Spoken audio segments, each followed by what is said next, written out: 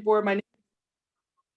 My name is María Luisa Arroyo. I hail from Springfield, Massachusetts. Please call me María or María Luisa. I have the joy of introducing our poets for today. I will also serve as the open mic host. So we have slots for 10 individuals. If you wish to read in the open mic, then I would recommend that you put your name in the chat. And we have 10 slots, so I will keep track of the chat to make sure who's there. Thank you, and I'll look down and do that as well. We are going to do that. Yes, and also, and please, we again recommend everyone mute their mics as well, so that way we're not having feedback and so forth, or we're not interrupting the flow of the writing. All right. After the three main readers whom I will introduce, then I will make sure to get back in terms of who is on the open mic, and I'll let you know. And please, for those of you who, for whom I mispronounced your name, please do correct me. So I just want to make sure to honor that as well. All right. So here, the meeting's being recorded. Got it. So let's get started. All right. Again, so born and raised in Cleveland, Ohio, Susan Eisenberg is a poet, visual artist, lifelong activist for trades women, and an oral historian who works within and across genres. Her work reimagines the everyday, playing with scale and juxtaposition to investigate issues of power and social policy. After earning the University of Michigan's first BA in Women's Studies, she moved to Boston, where she was introduced to the craft of poetry by Denise Levertov. A graduate of the MFA program for writers at Warren Wilson College, Eisenberg taught creative writing for a decade at the University of Massachusetts, Boston. She is author of Perpetual Care, where poems are combined with fine art photographs to explore chronic illness. Her fifth collection of poems, Stanley's Girl, is a Mass Book Award must-read. As a resident artist scholar at the Brandeis Women's Studies Research Center, she directs the On Equal Terms project. Please note, guests, that I am including her website in the chat. Please join me in welcoming Susan Eisenberg. Thank you, Maria, and thank you, Jennifer and Wendy, for doing all the work setting us up, and New England Poetry Club for keeping on during these times. I had mentioned to Mary that she had thought we would be live in person by now when we set this up, and of course we're still on Zoom, but wonderful to see everybody. Thank you for coming. And it's a pleasure to read with Julie and with Beth, whose brother Jim, a labor historian I worked with, was a colleague at UMass Boston. And I'll just give a little shout out to my dad, whose birthdays would have been today, who was a real lover of poetry.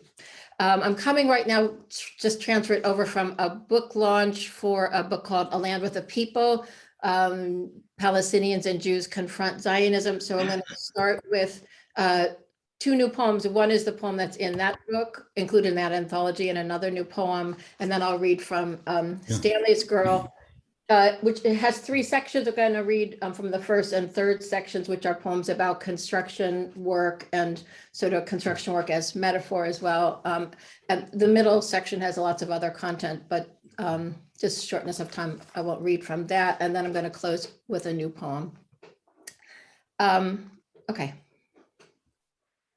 And I'll try to not blabber on too much in between. Okay. Advice before departure at Ben Gurion. When they question you at the airport, don't mention Taipei, just say Tel Aviv. They'll ask what you're bringing home. Call everything trinkets. Say you bought them in Jerusalem, say the old city, the market, or say they were gifts. Everything was a gift. But then they could ask who gave them. Best to say you bought everything in the market. You can say you went to Nazareth, just don't say Nablus or Ramallah. Don't say you were in Ramallah, not anywhere on the West Bank. Give our address in Tel Aviv. Say mostly you stayed here, but my niece wrote a book they don't like, so don't mention our last name. Just the address. Most of all, don't lie and don't mention Taipei. This next poem is has sort of sections that are all 3 lines each, and there's 4 of them. Family snapshots. My uncle, he wasn't, but he might have been, that man in the wheelchair, that Jew rolled off the deck into the cold waves. Her great aunt, she was that light-skinned baby girl master silenced with the swing of his hatchet. Family rocked her close, one generation to next. Not silenced, screams still heard. His nephews, they weren't, but they might have been. Those playful cousins kicking a soccer ball on the beach, picked off like carnival shooting gallery tin ducks. My own self could have been if, I think each when I switched lanes. That time I stood my ground with a traffic cop, cost me $140. Not a teaser, arrest, my life.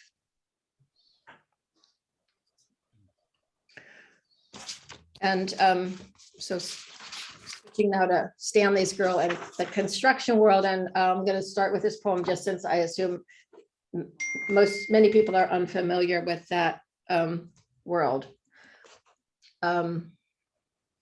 Welcome. Everything you thought you knew must be relearned overnight. How to walk, not trip over cords, 2x4s, use coffee cups, concrete cores.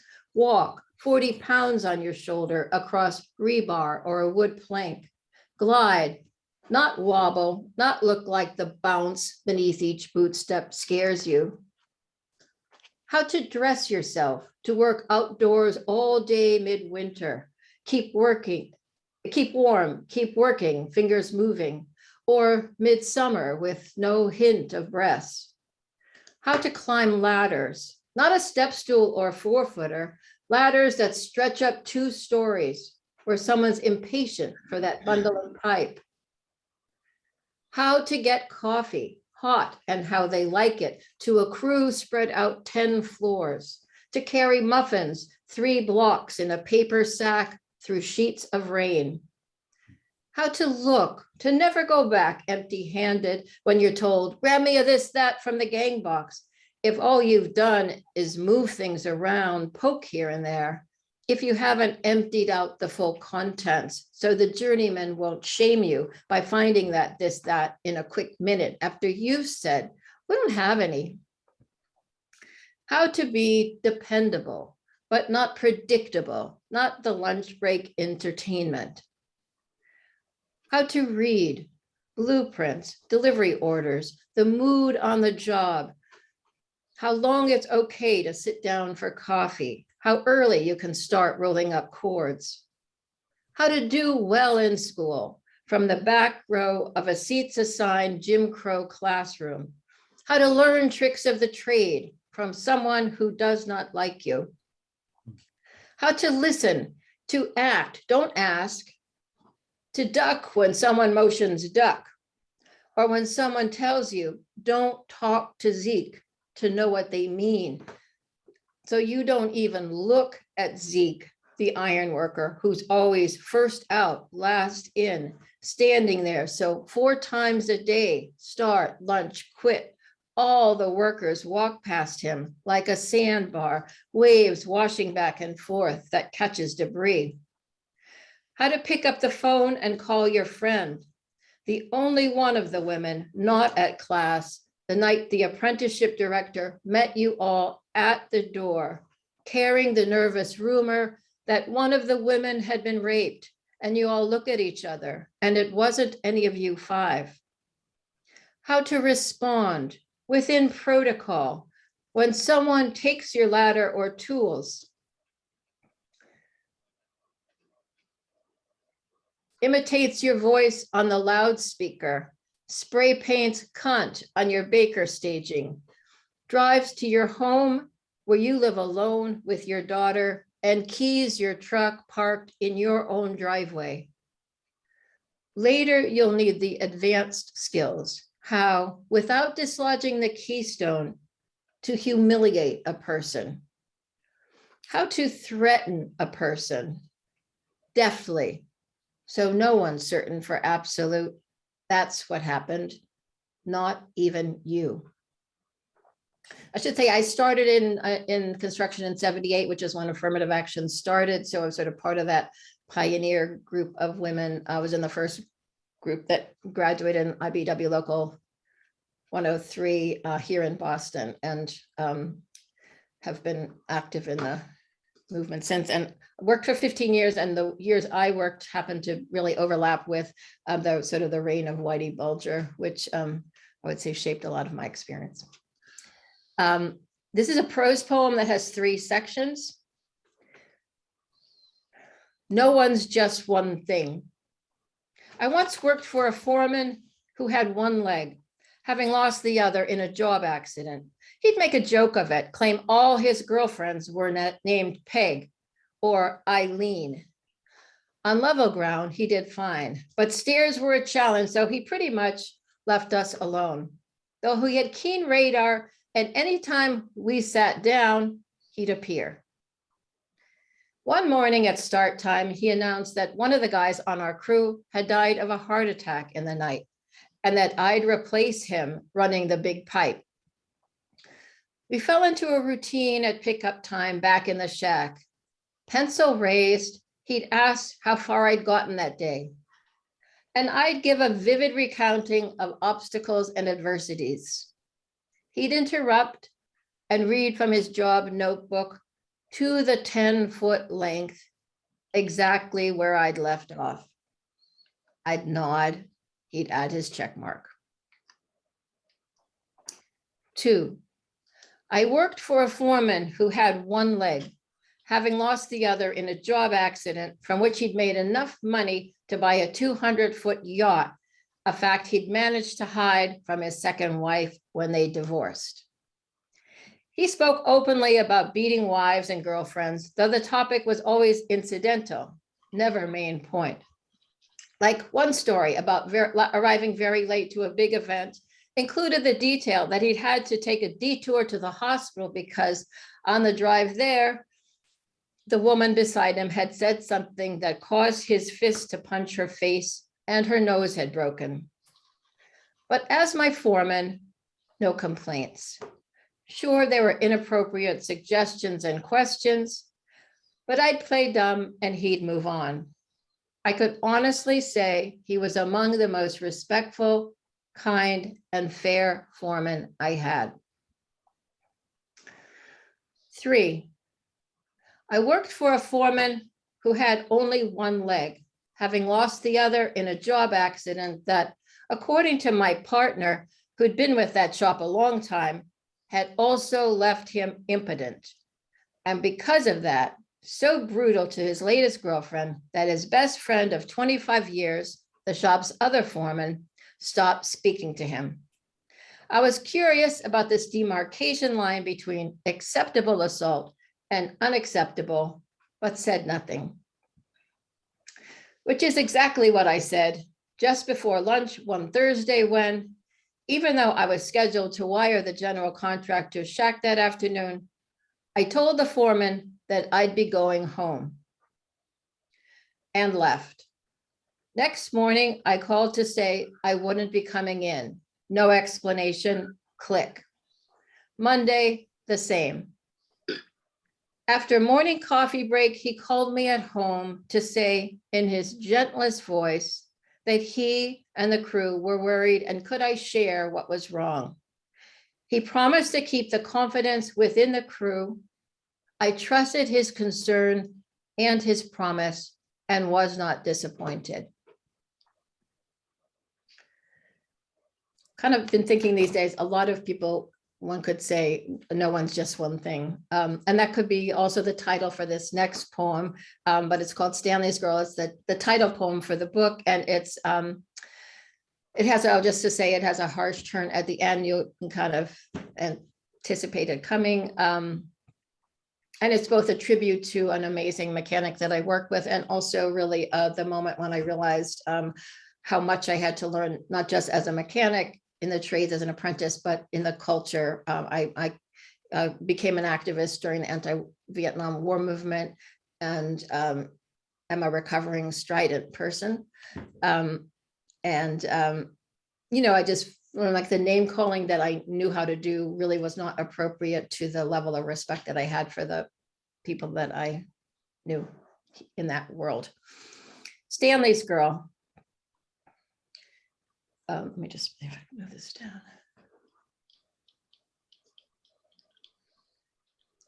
Seasoned foreman and 3-month apprentice, Midwest transplants both. We swapped stories and bonded our first day team together. With his hacksaw, Stanley made an X mark still there on all my just bought tools. To school me in safety, Stanley showed his 9 fingers. He'd stuck his hand in the mower as a boy, told how on the farm his mom could handle every job. How he'd gone from farming to mining and quit mining, didn't even pick up his check the day going down the shaft. A man in the cart just ahead of his leaned out and lost his head. Then got his first electrical job, replacing a man whose burned shoes were still in the vault. He taught that a smart foreman knows the bid, pays his work so the owner makes money, but no one kills himself. Finish early, leave early. Taught me to bolt chains to ceilings, to hang fixtures. Taught me to bolt chains to high ceilings, not when it's time to hang fixtures, but months ahead when it's easy. To catch blueprint mistakes and quietly run pipes for the extras you can charge more for when the finish is up. When sheetrockers buried electrical boxes, Stanley bellowed, "That's why electricians carry hammers. We'll bash holes till we find them." And walls came down. When the owner wanted to get a guy from the hall for some really crap job, Stanley'd say, "I'm a guy from the hall." And we'd be up in a cramped ceiling or down in a filthy engine room. When he caught a bad flu, Stanley took days off, left me in charge. The owner found out when he stopped by the job and caught the girl apprentice conferring with the super over blueprints. Stanley was everything I admired in the trade, until the day he saw a Black man on the site. "What's that jungle bunny doing here?" All my throat could say was, "What?" Which, like a scratch in an old LP record, only skipped him back to repeat in that Minnesota twang I'd come to rely on as my passport in this trade. "What's that jungle bunny doing here?" Stanley's riled now. I keep silent, buckle myself in for this ride, for better and for worse. Pioneers, first women in construction. Her sister was shot and hers found bludgeoned dead in her car trunk. Her mother was alcoholic and hers a suicide. Her daughter killed by an uncle and hers stayed alive thanks to prison. Before the term date raped, she was. Before domestic violence, love punched her face. We wanted the career, not just skills and money, but structure, focus, printed plan, the rowdy order of raising buildings that years later would still stand right where you left them. We joined a tradition, expected a well-marked path and a welcome. The earnest ads never mentioned we'd be human minesweepers steering around barricades, sinkholes, lethal instructions. We learned solidarity was a corporation privately held. Some left in shock, some were maimed, some went missing, a few found gold. those with talent for sifting real threat from bluff or detecting hair triggers before the blast fared best. We taught ourselves to disarm booby traps, shared hand-drawn maps, and prepared for a long winter. We lied on postcards home. And I'm going to close with a new poem. I think all pioneers, you know, who you want people to follow you, so you have to lie. Renee's Bouquet. Standing at the threshold Monday, 8 a.m., as we'd agreed, Renee, my local's new business rep, come for coffee, to pick a retiree's brain, learn some backstory. Our first time meeting, but I've heard enough trash talk on the pioneers. So bitter, we invite them, they don't come, or why they have to tell all those sad, morbid stories, or they left. I felt like a pioneer. I was braced. She held a bouquet. That bouquet, not a grab at last minute at 7-Eleven skimpy thing that maybe'd last the day, a glory of lilies and roses standing all together on long stems, each one upright and open and headed somewhere. No florist is open this early. The sister planned. History can punch you coming and going, or if you're lucky, very lucky, can send you a bouquet and someone who takes the baton from your stubborn grip and says, I got this now. And you don't yank it back because you believe them. You give your blessing, your, if I can help, and step back. That bouquet's photo crisscrossed the country to share the hope with those who'd shared the hardships. When she left, Renee took a flyer from 40 years back, posted it on her office wall. Thank you.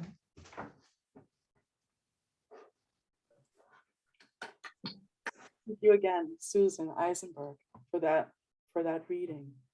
Okay. Our next reader is Julie Danho. Julie Danho's first full-length collection, Those Who Keep Arriving, won the 2018 Gerald Cable Book Award from Silverfish Review Press.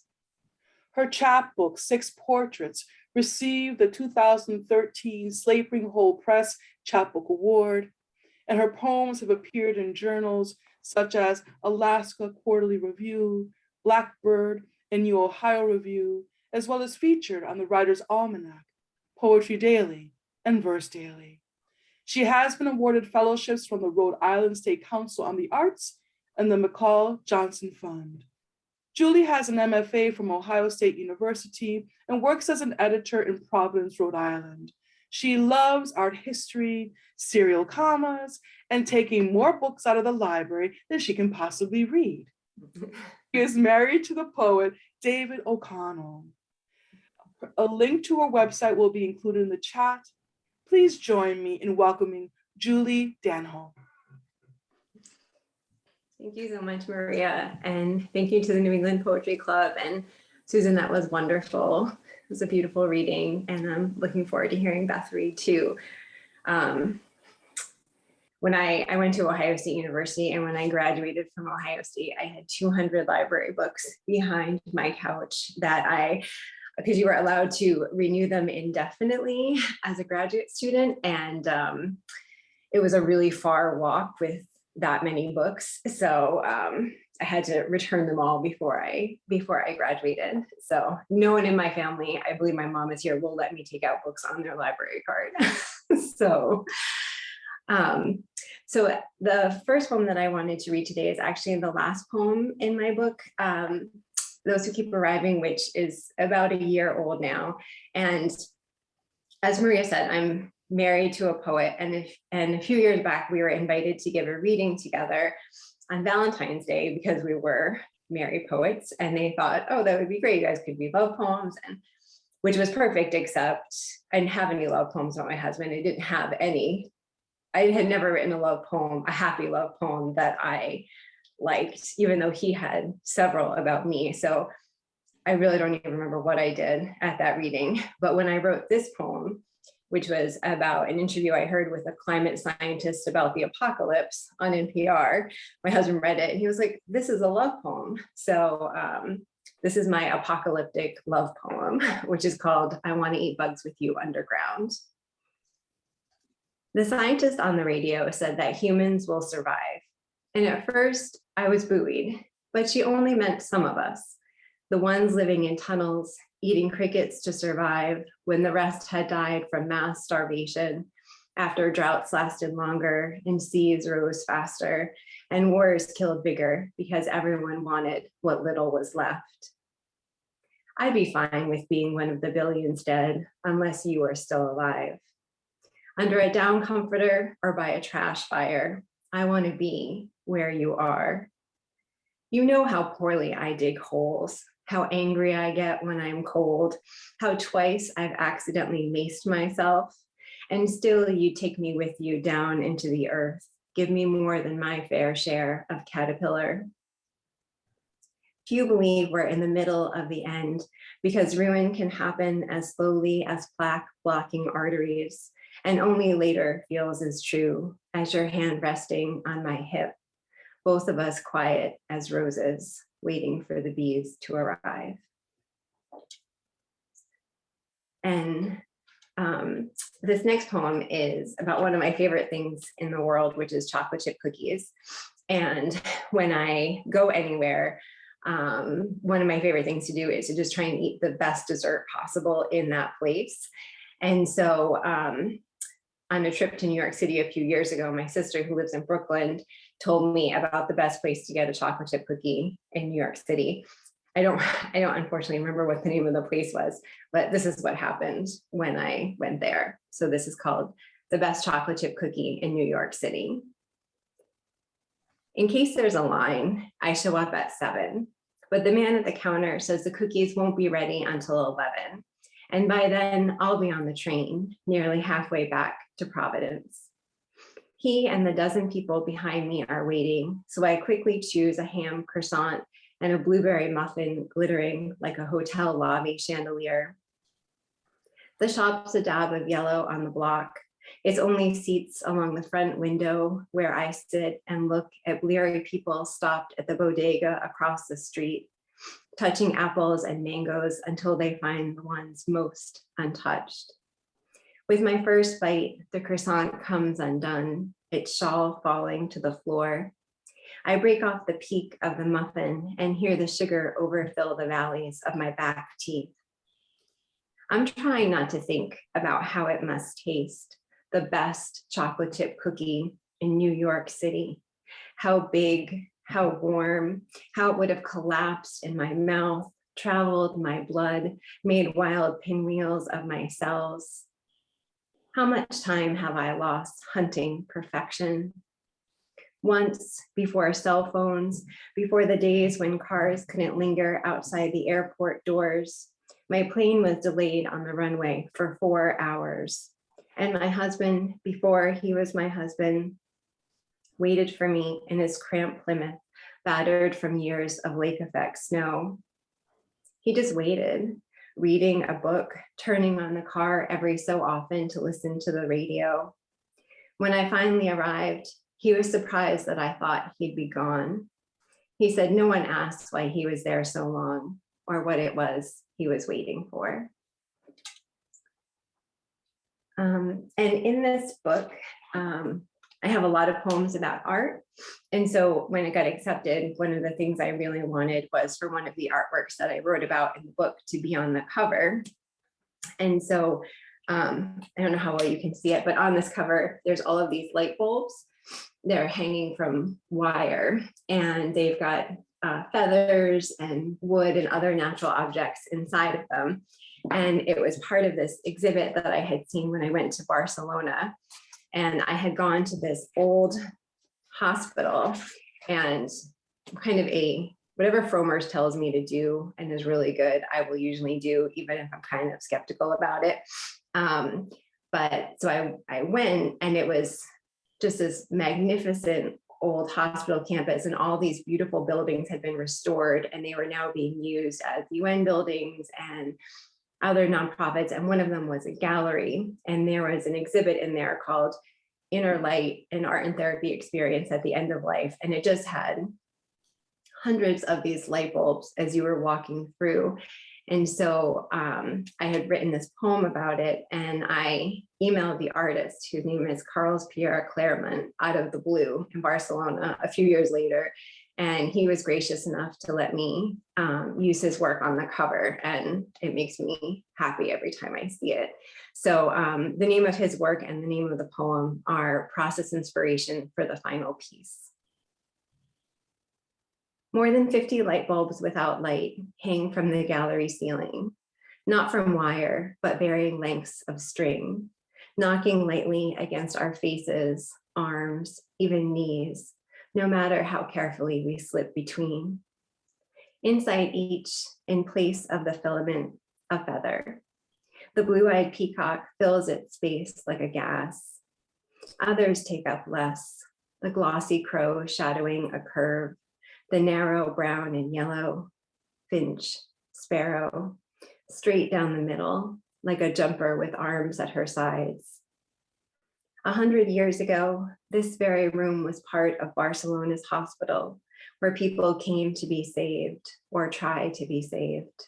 And now we stand here amidst bulbs with no glow, no heat, useless except for their glory, the way they bell off our bodies, their feathers like tongues, either silent or ringing at a register that's too high to hear.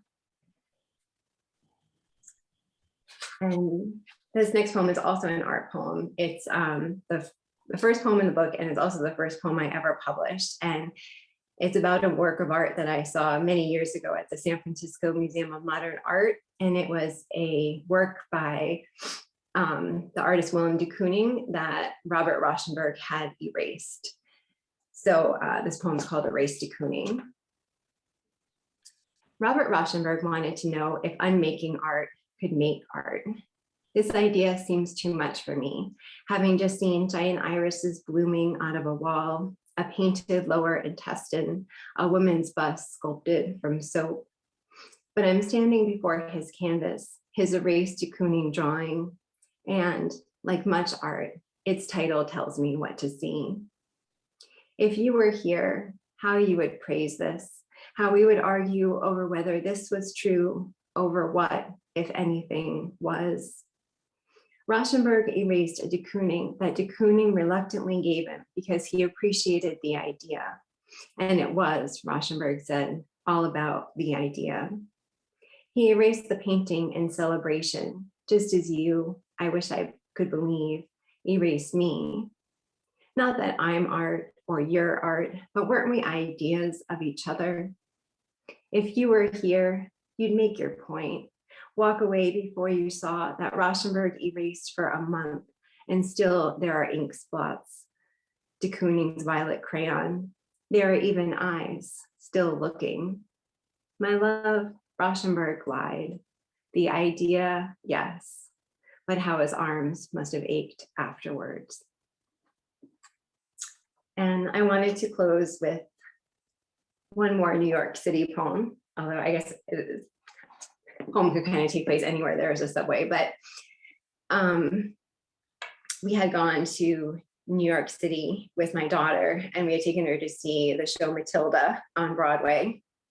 This was obviously pre-pandemic, and when we were leaving, we took the subway back to my friend's apartment, and they got off the subway and the doors closed before I could get off. And it was obviously some sort of mistake because there was a crush of people behind me.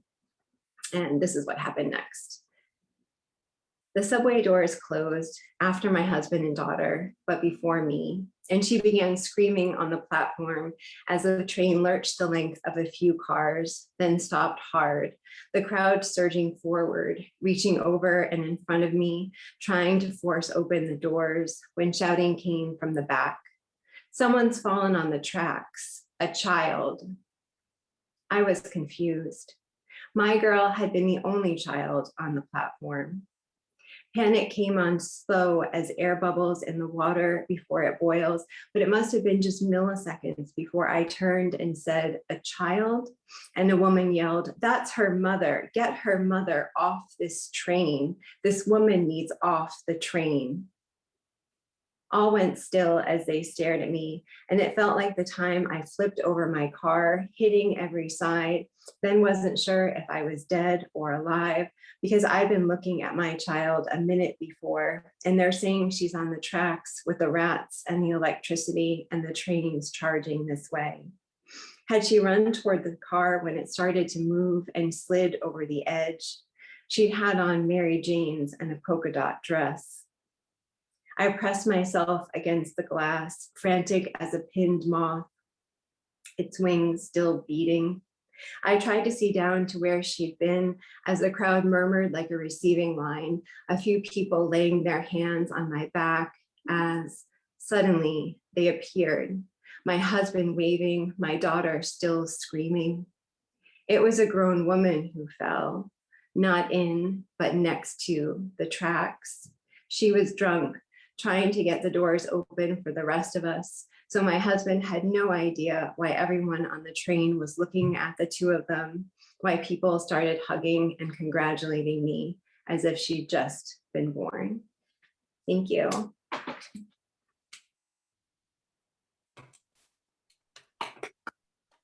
Julie Danho, thank you. Thank you. Now I have the joy of introducing Beth Kress. She grew up in a small town outside Chicago and graduated from Northwestern University. She and her family lived in Camden, Maine, before moving to the Boston area. She began writing poetry after careers in teaching and counseling. Kress is keenly interested in community, stories, the natural world, and connections of all kinds. She values poetry for its power to create meaning and kinship. Her work has been published in the Snowy Egret, Spotlight, the Avalon Literary Review, Dreamers, and recently won the Willow Review Prize. She lives with her husband in Arlington, Massachusetts. Her poetry collection, Taking Notes, was published in 2020. I will put the link in the website, the website to the chat in the chat. Please join me in welcoming Beth Kress. Thank you, Maria Louisa, and thank you, Julie and Susan, for your wonderful poems, really. It's really a pleasure to be reading with you this afternoon in the company of family and friends. Thank you all for joining us. And thank you, New England Poetry Club leaders, for all you do to nourish us with poetry. Much appreciated. I'd like to start with an autumn poem, which I wrote after a bike ride I took during one especially colorful fall season a few years ago. It's called Biking. Flying along the bike path this morning, I'm brushed by miniature floating kites, the trees releasing their swirling swatches of color with such exuberance on this crazy gorgeous day that makes my veins throb. I pass a woman, and beside her, a young girl, furiously pedaling her tiny bike, dressed in a sensible riding outfit of helmet, fuzzy fleece, and fuchsia tutu. This too is thrilling. The bluster of cavorting leaves, the child pedaling so earnestly, my body, an orchestra of moving parts, all call to mind the whirling dervishes who understood it's all about motion. How we propel ourselves towards the light, not knowing where we'll end up, but swept along by great gusts of aliveness, at one with the movement of the cosmos, hurtling through space and splintered streaks of time.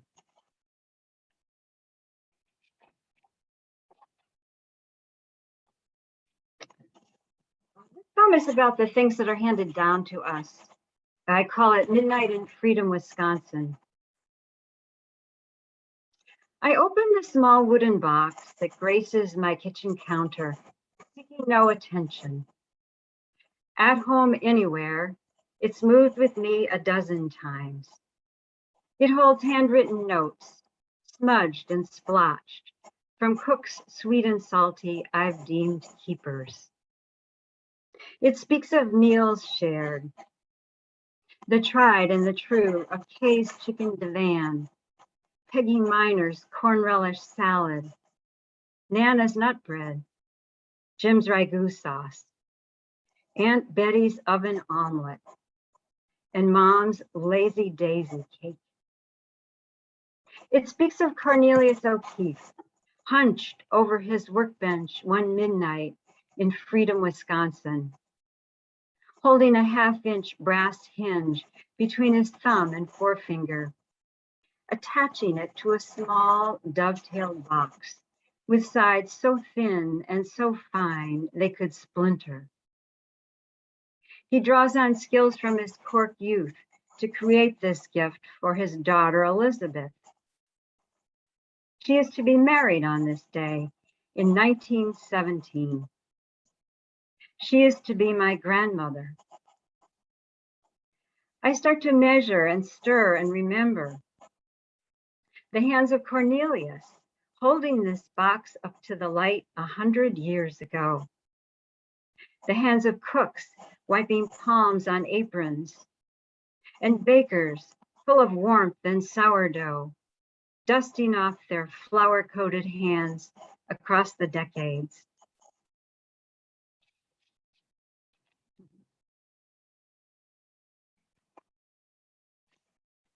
I like the way a poem can tell a story in a very condensed way. This is my parents' story, called 10,000 Miles. She'd be wearing the same plaid skirt that swirled as she raced down the dorm stairs for that first date. I fell for her like a ton of bricks. Her knockout smile and her fluffy gray coat. "Ha, you look like $1,000,000, he'd exclaimed, clasping his hands. He lay on a narrow barracks cot in the sweltering New Guinea jungle, imagining this reunion. Dreaming nightly of her face, her scent, the way she moved. He tried to picture her pregnant self and the child. The due date had come and gone, 2 weeks without a word. He'd been a wreck. Then finally, a telegram. Son born November 4, mother and child well. In December, she'd sent slivers of crescent moons, first nail clippings. He'd held them in his palm. He'd navigated a bomber over the South Pacific with stars and sweaty prayers his only guides. He could have been dead by now from any one of 39 combat missions and a risky rescue when he was certain it was over. No, he thought he'd never live to see this day. Now, after 10 long months gone, he is stateside at last, on an endless train ride from Frisco to Chicago, inching closer to the dream of her, of holding his 4-month-old son. As the train crawls ever so slowly into Union Station, he leans into the window, scanning the platform for her shape, bodies blocking his view. It is Valentine's Day, 1945. He is 22 years old. After several heart-thudding minutes, he spots her, standing alone, her small form angled toward him, holding something close to her chest.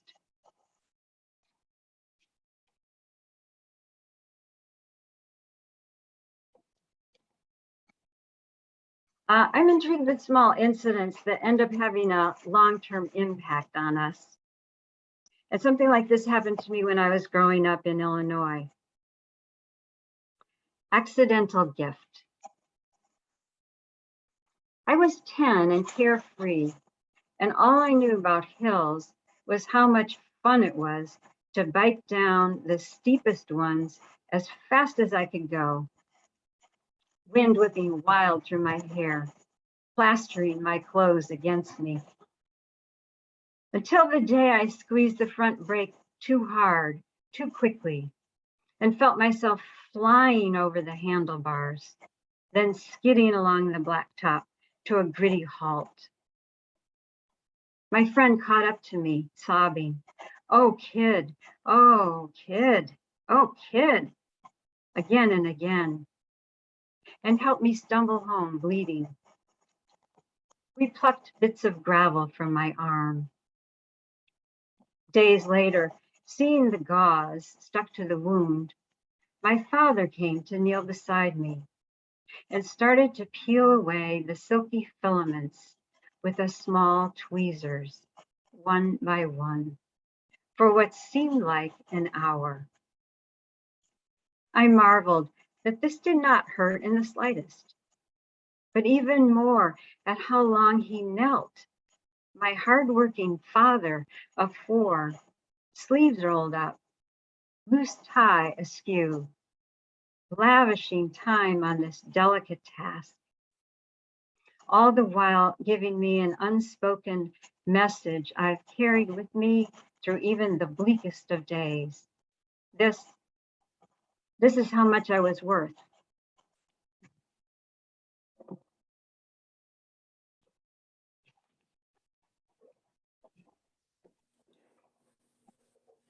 This next poem is about an experience I had a few years ago with my brother, Jim Green, whom Susan knows, and some of the rest of you as well.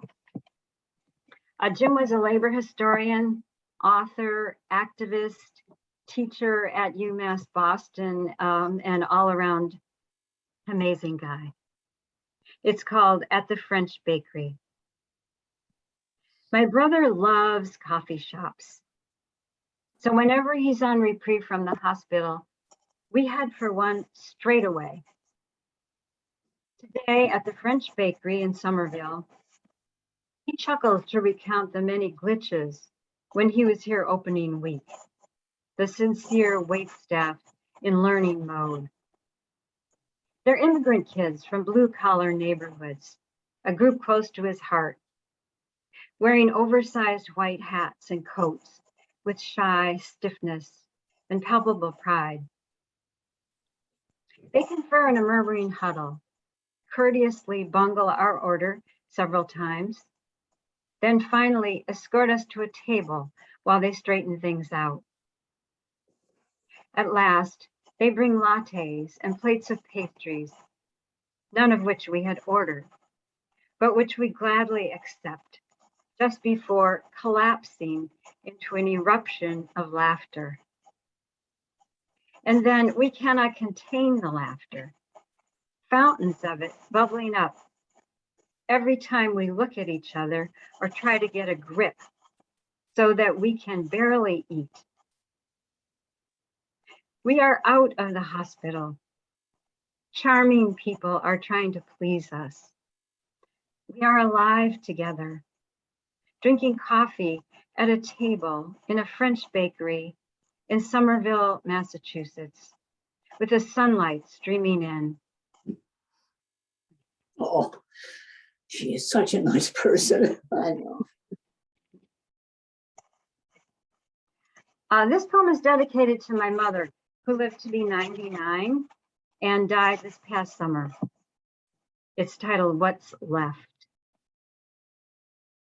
From her diminished stash, she offers us a couple of tree ornaments from the 50s, a small painted figurine with one hand missing, her glam ballroom dance shoes, a binder full of carefully typed family letters, my dad's scratchy blanket from his army cot, her boa and headband from Hello Dolly skits, her endless prayers, her most fervent blessings.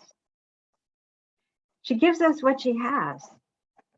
A virtuoso giver is what she does. She used her 5-foot self to gift 4 bodies with bones, blood, breath, and being. Here's the other half of my sandwich, she says. You look chilly. Want my sweater? I can help you carry those heavy bags. She can't help herself. All you do for me, and here I have nothing to give you, she laments today, arms open wide, palms up. She's Georgia O'Keeffe without paint, Mozart minus piano, a stageless Bernhardt. She pulls out a glossy brochure she got in last week's mail from a charity group. Here, hon, she says, holding it out. I've been saving this for you.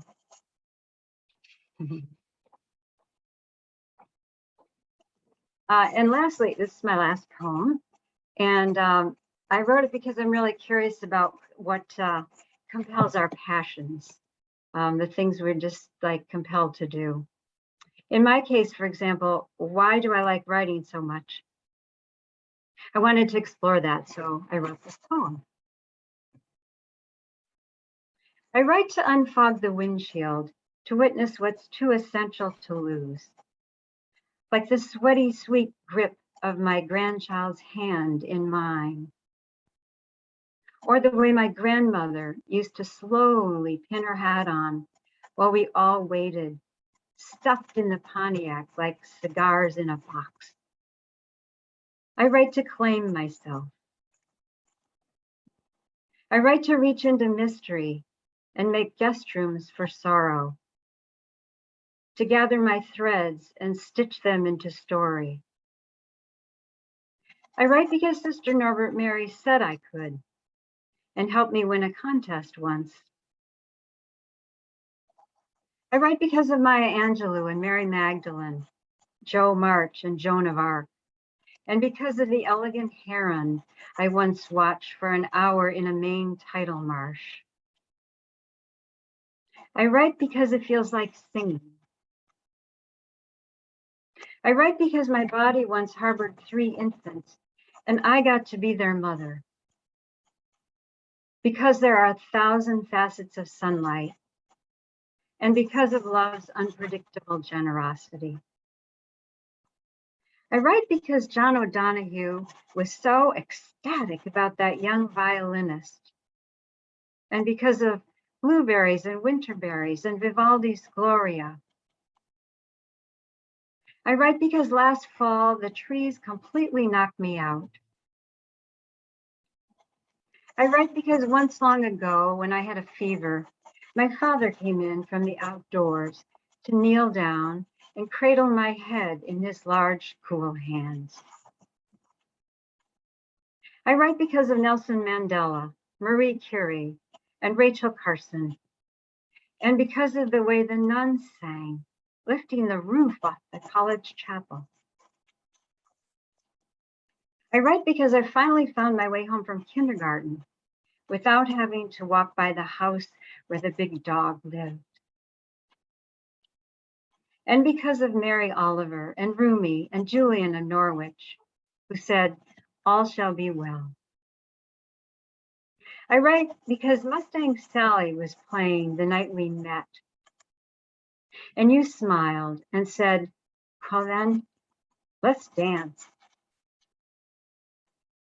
I write because in the Bible, boats and baskets get filled, and wine jars too. Not just to the brim, but overflowing. And it feels right to keep track of these things. I write because it's a mighty grace pulsing through us, steady and astonishing, like a heartbeat. Thank you.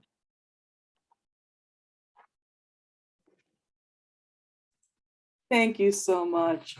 So everyone on the line, can we all, before we, I'll give the instruction first. I would love for us to unmute our mics so that we can have Susan Eisenberg, Julie Danho and Beth Kress just feel our joy for their poetry. Thank you. You know, and if, you know, what I want to do before, we will have an open mic, but before we do, I would love to encourage you all, if you have any responses and so forth, chat. And with that stated, I'm going to, I'll lead by example in terms of some of the things that resonated with me. Again, for those of you who do not know who I am, please, my name is María Luisa Arroyo, and I'm one of the advisory board members of New England Poetry Club. And I have the joy of hosting today's main features as well as the open mic in a few minutes. Susan Eisenberg, I marveled at your specialized language of the trade narrative and also a sense of place and work and body, the struggle for identities in gendered spaces. That was my huge takeaway. And Julie Danho, you remind us that we all are art. And so the love poems, it's just your celebrations of loves, you know, in terms of the intimacy and even loving the flaws. You know, for me, that was, again, amazing. So and then your landings for the poems were tender. And with Beth Kress, you know, oh my gosh, the joyful locomotion. When you said the whirling dervishes, oh my gosh, the Sufi section there. And also, you know how to imbue and to convey objects of meaning in a way that is poignant without being sentimental. Does that make sense? I marveled at that. You know, I'm going to quote actually Beth, who signed up for the mic, and duly noted. Oh, sorry, Ellie, is that Ellie? Is that saying that these are evocative family memory poems, right? And thank you for that. You know, thank you all for your gifts for today. And as I quoted before, and I shall quote again, Laurent Bosselar, who's one of my poetry mentors, says, poetry is my church. And it certainly is mine. And then now we will have the joy of transitioning to our open mic. Once again, I'm María Luisa. I do have 9 individuals signed up for the open mic. Richard Brenneman, and please do correct me if I mispronounce your name. Richard Brenneman, Barb Jennis, Kent Wittenberg, Parmit Singh, Zoe Peters, Alan Smith, Steve Honig, Scudder Parker, and Ellie Bates. We have space for one more if someone would like to join. So please welcome to the mic, Richard Brenneman. Thank you, thank you. This poem is titled Circularity. Others move blithely on, ensnared in their own concerns, and I spin on as if on a hamster's wheel, looking for terra firma to stop and rest from this ceaseless folly. Like a galaxy spinning around the heart of dark matter, a prayer wheel. I look for answers to my questions, the answers just beyond the line of sight, still rolling with the misty forms of unresolved dreams. I pray for grace, the grace of God or the gods, perhaps a traditional litany, every day, maybe more than once, to resolve these questions that plague my hours. I keep rolling on inside the prayer wheel, looking for the Chinese fortune cookie prayers to flame and burn, but they come in hit and miss, singularities, any answers enigmatic like the Delphic oracle. Maybe it's the destiny for each of us, locked in our own concerns, a universe of one, reaching out for answers, to touch and spark the essential, existential of our own selves. Thank you. Thank you. Thank you, Richard. Next on the open mic is Barb Jennis. Am I on? I think I turned my mic on. Yeah, I did. Hi, thank you, everyone. I'm going to read a new poem called The Bleeding Rail A bleeding rail is a rafter from which a rope or chain is hung during slaughter on a farm. So the bleeding rail. Too young for school still, fleeing a mother too old to play, left napping on the couch. The girl rows her bike out of the shed, pedals past the gate to the farmer's grazing hill, past the dark soil of his wife's furrowed garden, and stops at the foot of the drive leading to the gambreled barn. Upside down boat, she always thinks, where Mr. Jubic and his son Eddie stanchion their gentle Holsteins at night, milk them in the morning, shelter them in winter. The doors to the barn are parted like the curtains of a stage. Fingers of sunlight stream through the cupola's broken louvers as if to direct her attention to a black and white trapezoid hovering there. Oh, she realizes, the cow that jumped over the moon, nose diving back to earth, its hooves extended expectantly toward turf. She smiles, steps closer, sees the rope strung over a beam, sees the rivulet spilling from neck to galvanized water trough, sees the cow's long, lolling tongue.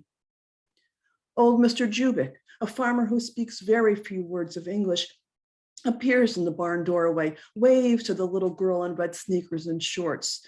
Merta Sorla, he wonders, beckons her to come, frowns as she pedals feverishly back down the road toward home.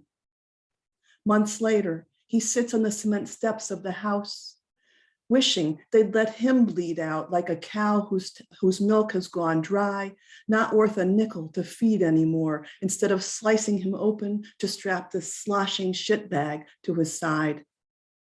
He'd come to this country as a young man, ready to work hard, ready to face adversity. He'd survived the Great Flu, the Great Depression that left him poor in all but acreage, the Great War that took 2 of his sons, the rollover of a tractor that pinned him in the bottomlands for hours, bleeding from the mouth. But this he knew he would not endure. From down Mammoth Spring Road, the girl pedals through sunlight, spies the old man on the steps, skids to a stop, stares. Neither one waves. Thank you. Thank you, Barb. Next on the mic is Kent Wittenberg. Thank you all.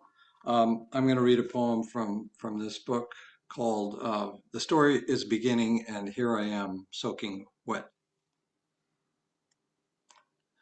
The poem's called Bluebird Patrol, and it's dedicated to the staff and volunteers at Appleton Farms.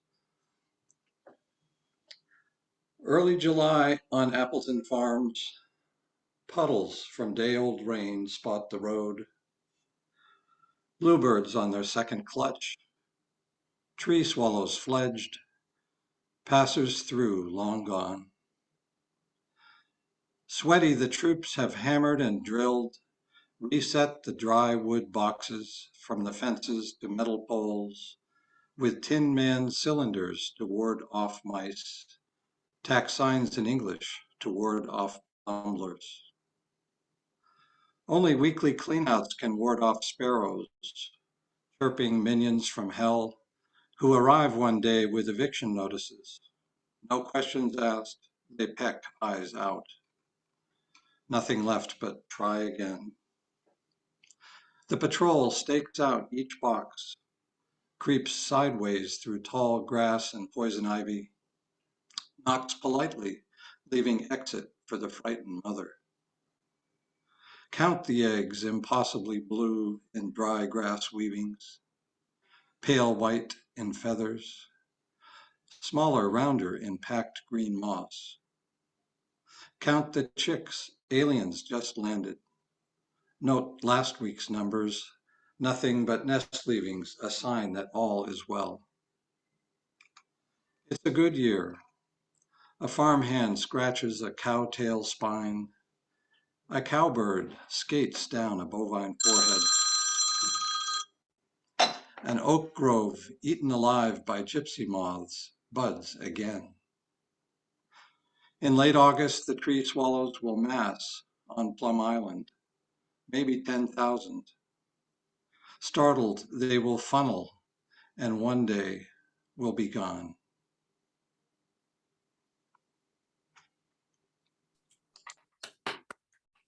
Thank you, Kent. And next we have on the open mic, Parmit Singh. Thank you very much. So I have a small poem. The title is The Day I Turned 18. So here it is. So the day I turned 18, the world was changed. I started enjoying the mirror more than the wind. I understood the relationship between the flower and bumblebee without reading the chapter on pollination.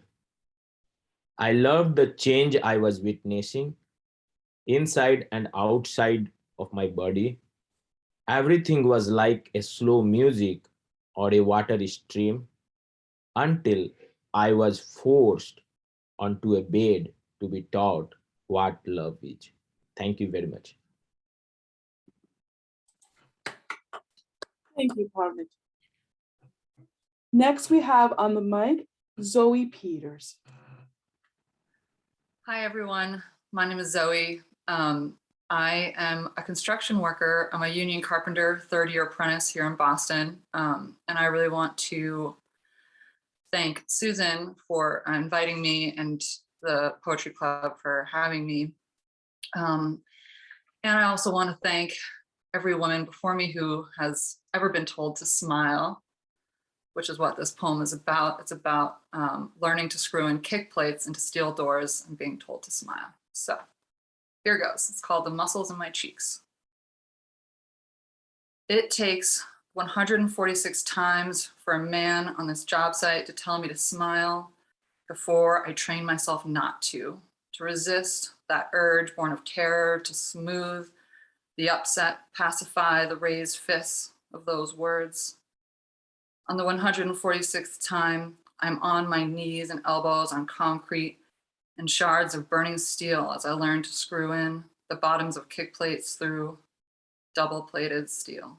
Smile, why don't you? The work can't be that bad. This man stands in the hallway. His shirt is covered in rust and sweat, sun-creased skin on his shoulders. My cheeks twitch with the muscle training of all the women who came before me. They remind me to locate my allies nearby. They pat the switchblade in my pocket. They glance over my shoulder at the drywall guy who I chatted with in class last year. Am I safe enough not to smile? Yes, whisper the women. The muscles in my cheeks around my lips twitch. This man in the hallway still stands. The silence sways like a high rise. The two prongs of silica hook invisibly and deadly into the air between us. The bulldog screw clings and wobbles on the tip of the bit in my hand, but does not fall. Thank you. Thank you. Thank you, Zoe. Next on the open mic, we have Alan Smith. Thank you very much. Thank you for the poets. They were all such personal poems. And like you said, María Luisa, they were not pretty, you know what I mean? They were beautiful. So this poem is called Close. I lived a time beside the coffee trees. My mother's hand touched my face when fever came. My brother's boots shrank to fit my feet, and horses swung their meditative tails late in the evening to shake the star awake. I walked each morning on a country road to a small school in a cleared wood. One room was for learning dreams, and in the other, a pen put in my hand. And it was hard to know what room it was. As I walk back, the crows tattered the sky above the breezy hush. Sometimes I ran as I got close to home.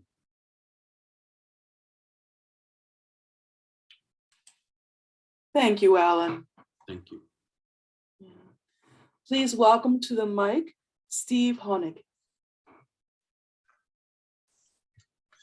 Thanks. I'm going to read a poem from a recent book, Laertes in America.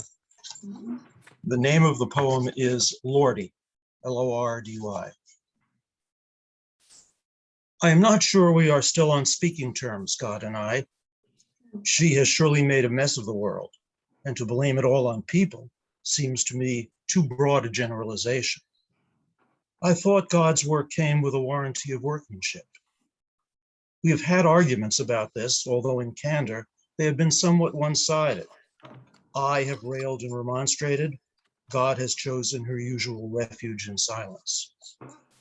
I have visited churches and temples and chapels and ashrams and mosques in search of an explanation of this reticence to engage. I have placed prominent advertisements set in medieval fonts in the Christian Science Monitor and Jerusalem Post. I have placed a public service announcement in Al Jazeera in various languages. Is one allowed to be angry with God? Seemingly powerless to amend life by free will, what tools have we to contend? In the words of Bob Dylan, with whom I am on speaking terms at least as successfully as I am with my God, quote, if there's an original thought out there, I could use it right now. Close quote, end of poem. Wow. Thank you. Thank you, Stephen. Please welcome to the open mic, Scudder Parker. Thank you so much. Thanks to everyone who read in the first round and then all the other readers as well. This is a poem called Father. The last time you let me comfort you was not when you were resolutely starving on your cancer, gliding away from us on your small craft of holiness. It was that morning I was 8 years old at Sunapee, your parents' summer home, beside the lake you'd learned to sail in childhood. It was for all of us the place of summers. Polio, then hepatitis had scattered us. Our family regathered early autumn to recuperate from months of separation. I'd come to snuggle in your bed. The phone rang, you reached to answer. I felt the pitch of your voice change from words beyond my hearing. You hung up slowly, then seemed to remember I was there. You said, your grandmother died this morning, my mother, Catherine. You turned to me unprotected, cradled your head on my outstretched arm. I held you as you cried.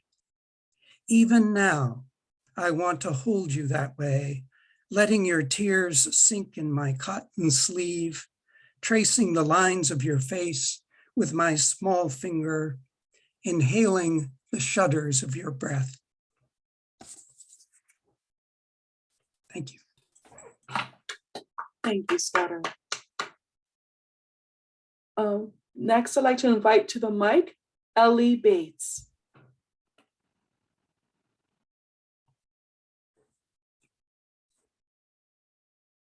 Excuse me, Ellie, please unmute your mic. Thank you. Sorry. Wow. A beautiful afternoon. Thank you for all the readings.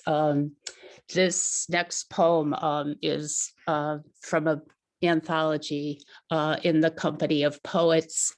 The Cleveland House Poets here on Martha's Vineyard have just published it, and I'm honored to be a member. And it's fitting because even this afternoon, I'm in the Company of Poets, so thank you. The shore endures. Whitewashed driftwood stands like bony sentinels, Along a fragile path of dunes lined with broken snow fences, rivulets of sand stream between the slats, hardly stopping pebbles of soil that spill onto the barrier beach. Massive cores of pines and cedars uprooted, erosion's testimony to the last nor'easter.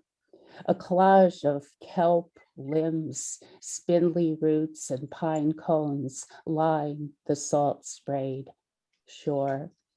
Eider ducks swim on whitecaps near the debris. White egrets nest in trees, left alone from nature's wrath. An oyster catcher dips its orange beak into the sand, still finds his meal of the day. I watch the sun shine on the opal water, walk near waves of tire tracks and follow the rack line, fill my pockets with jingle shells, pieces of purple quahog, find hope to endure these troubled times. Thank you. Wonderful. So let us all unmute our mics in a rousing celebration of each other, the open mic readers, and also our main features for today. What a wonderful celebration. Full noise and music of our poetry. You know, and again, my name is María Luisa Arroyo. It was a joy to host the New England Poetry Club's event for today. I would like to invite either Mary or Hillary to share whether or how this recording is going to be shared, because I do know that the main features would like to receive it, as well as those who are on the open mic would like to receive it as well.